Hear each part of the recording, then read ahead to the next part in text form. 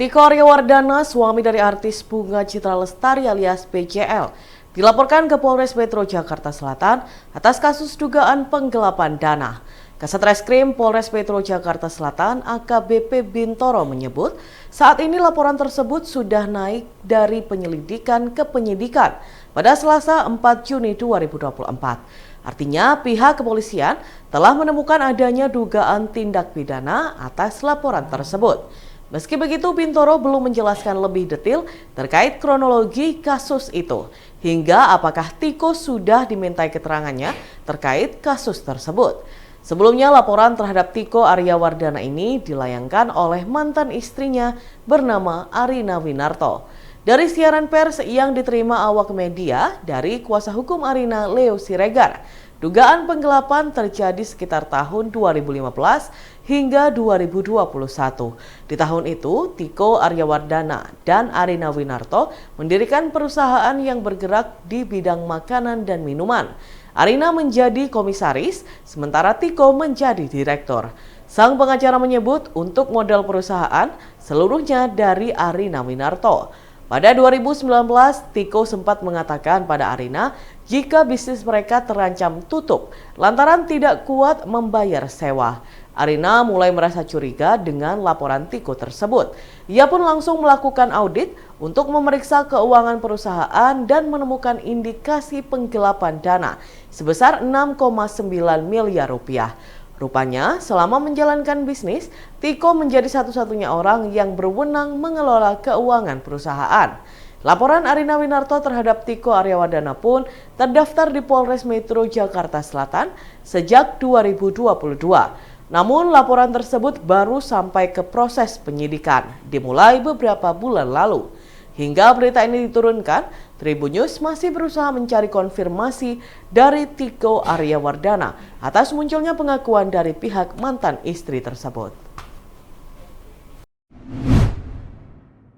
Suami Maya Estianty, Irwan Daniel Musri, menghadiri sidang lanjutan mantan Kepala Bea Cukai Yogyakarta, Eko Darmanto, terdakwa dugaan tindak pidana gratifikasi dan pencucian uang atau TPPU senilai 37 miliar rupiah di Ruang Cakra, Kantor Pengadilan Negeri atau PN Tipikor Surabaya pada Selasa 4 Juni 2024. Bapak sambung Al-El dan Dul itu diperiksa bersama 4 orang saksi lainnya secara langsung dan seorang saksi secara online.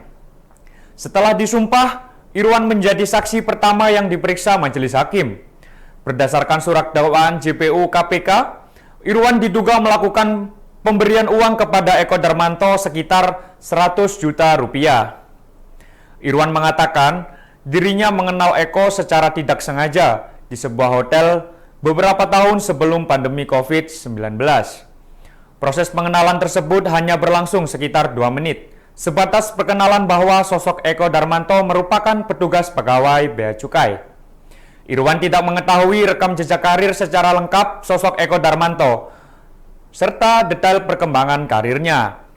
Lalu, perihal urusan perusahaan yang berkaitan dengan Bea Cukai, Irwan selalu mendelegasikan Randy Okjiasmoko selaku konsultan impor di perusahaannya. Ia menjelaskan aliran dana sekitar 100 juta rupiah kepada Eko Darmanto merupakan uang pribadinya. Irwan menjelaskan Randy meminjam uang tersebut tanpa menyebutkan keperluannya untuk apa. Lantaran kedekatan hubungan mereka sejak SMP, Irwan meminjamkan begitu saja tanpa adanya perjanjian secara tertulis. Irwan menegaskan dirinya hanya mengeluarkan uang sekitar 100 juta rupiah untuk diberikan kepada Randy. Mengenai adanya kesaksian Randy saat menjalani sidang sebelumnya, ia mengaku tidak mengetahuinya. Irwan tidak mengetahui jika uang tersebut dikirimkan oleh Randy kepada seseorang yang bernama Ayu. Bahkan, ia baru tahu sosok Ayu Andini ini merupakan asisten Eko Darmanto setelah mendapati kabar di media massa bahwa Eko berperkara dengan KPK. Kendati demikian, uang yang telah dipinjam oleh Randy telah dikembalikan kepada Irwan Musri. Meskipun pada proses pengembaliannya tidak menggunakan tanda bukti tertulis, Irwan mengaku telah mengenal sosok Randy sejak masih bersekolah. Ia beranggapan Sudah menjadi hal biasa sebagai seseorang teman untuk saling pinjam dan meminjamkan uang. Sementara itu, Eko Darmanto mengaku dirinya tidak ingin memberikan tinjauan atau tanggapan atas kesaksian Irwan Daniel Musri. Dan Tribuners, berikut kita simak wawancara dari JPU KPK Lucky Dwi Nugroho. Apa ya, sebenarnya dia memang bisa mengerti mengenai arti dan makna sumpah itu seperti apa. Jadi memang kita dalam kapasitas tidak bisa memaksakan saksi untuk memberikan keterangan sesuai dengan apa yang terjadi ya. Jadi konsekuensi memang nanti pada akhirnya terpulang kepada saksi itu sendiri gitu. Tapi yang jelas memang ada bukti mengenai adanya aliran uang yang masuk dari yang sumbernya uang itu adalah berasal dari Pak Irwan Musri melalui Pak Randy, yang kemudian muaranya itu adalah ke Ayu Andini, dan Ayu Andini kan kita tahu ini memiliki keterkaitan dengan Eko Darmanto gitu. Jadi kita mensinyalir bahwa memang ya kaitan uang itu memang menurut kami ya memang ada kaitannya dengan pemberian kepada Pak Eko. Ini sementara dugaan kami seperti itu gitu. Kemudian kalau uang itu untuk mengurus kepabeanan itu gimana dari KPK? Ya kita kan melihat dari posisi Pak Irwan yang sebagai seorang direktur dari perusahaan importir ya, yang memasukkan barang-barang dari luar negeri ke Indonesia dengan merek-merek tertentu, itu memang membutuhkan adanya jasa kepabeanan dan hal pengurusan surat-surat ya, surat-surat masuk barang dari luar negeri ke Indonesia. Dalam fakta juga tadi kita melihat memang ada permasalahan, 1-2 permasalahan yang itu timbul dari perusahaan yang berada di bawah kendali Pak Irwan Musri, yang itu kemudian harus dilakukan audit, kemudian dilakukan pemeriksaan oleh pihak Bea Cukai gitu.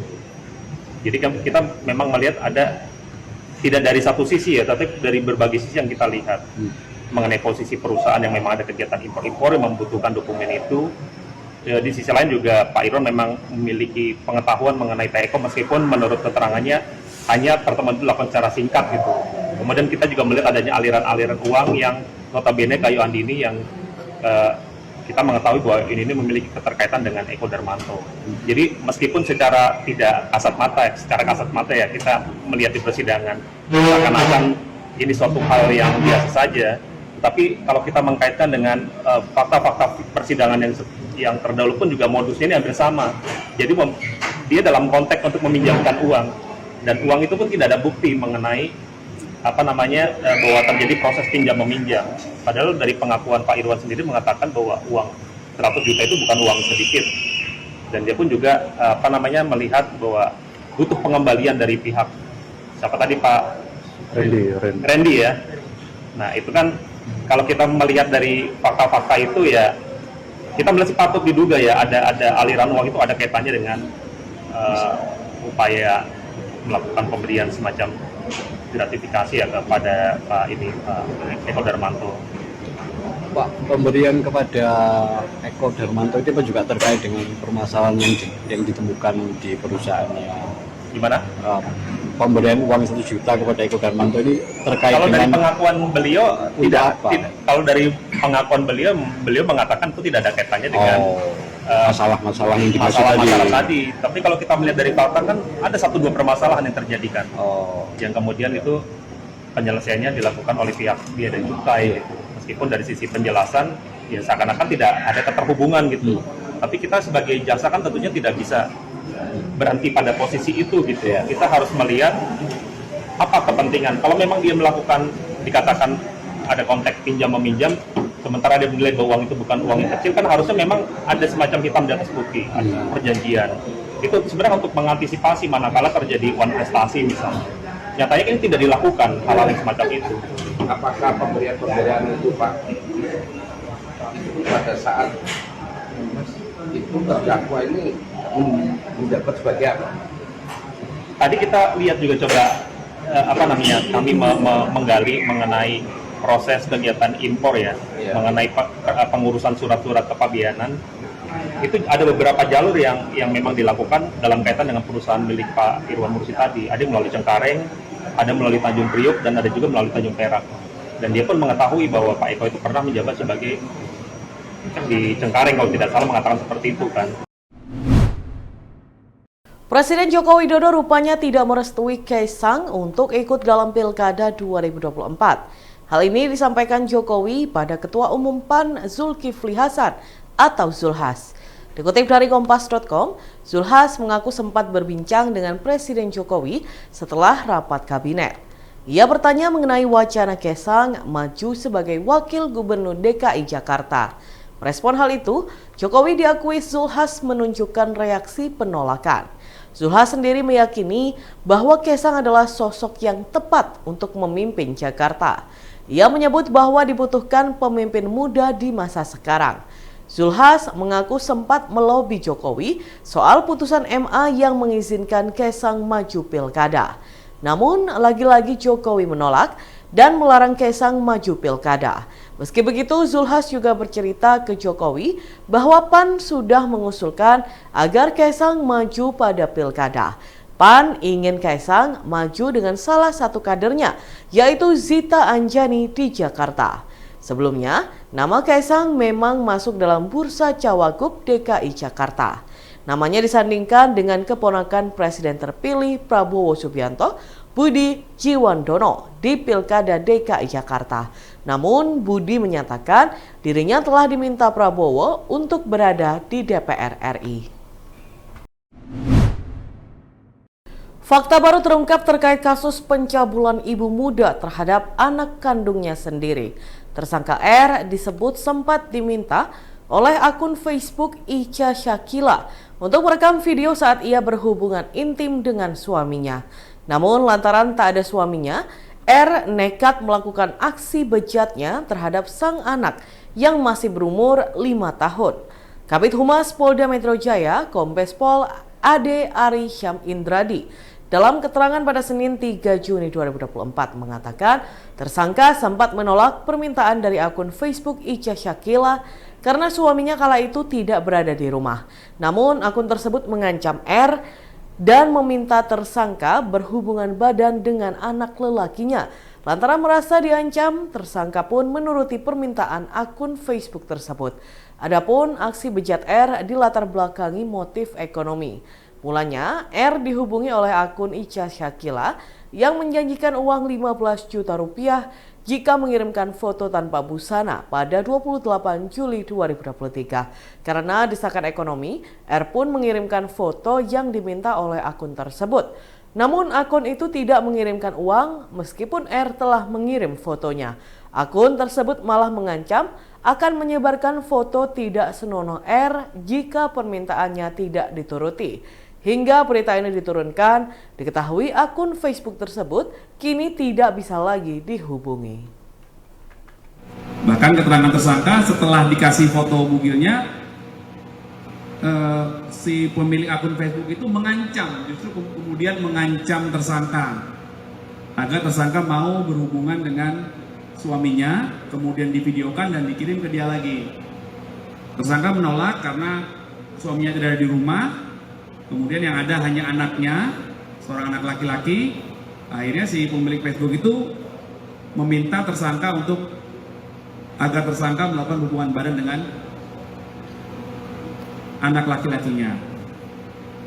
Karena diancam, merasa diancam menurut keterangan tersangka, akhirnya tersangka melakukan pencabulan dan melakukan hal yang tidak baik, ya. Kemudian direkam yang akhirnya menjadi viral. Israel melancarkan serangan udara ke milisi Iran di Aleppo, Suriah pada Senin 3 Juni 2024 dini hari. Serangan tersebut mendapat kutukan keras dari Rusia. Moskow menyebut Israel melanggar hukum internasional. Dikutip dari Tribunnews.com, kutukan itu disampaikan oleh Kementerian Luar Negeri Rusia. Pihaknya mengatakan Moskow mengutuk keras tindakan agresi yang dilakukan Israel. Pasalnya, serangan tersebut merupakan sebuah pelanggaran berat terhadap kedaulatan Suriah dan aturan dasar hukum internasional. Rusia pun memperingatkan Israel, serangan itu dapat menimbulkan konsekuensi yang sangat berbahaya. Tidak hanya itu saja, Moskow menyebut serangan Israel ke Aleppo bisa memicu eskalasi bersenjata dalam skala besar. Oleh sebab itu, Rusia mendesak para pemimpin Israel agar meninggalkan praktik keji yang penuh destabilisasi situasi yang tidak terkendali di seluruh Timur Tengah. Diketahui sebelumnya, kantor berita Iran Tasnim melaporkan setidaknya 16 anggota milisi pro-Teheran tewas dalam serangan Israel. Bahkan satu di antara yang tewas merupakan seorang penasihat militer Iran, Said Abyar. Download Tribun X sekarang, menghadirkan lokal menjadi Indonesia.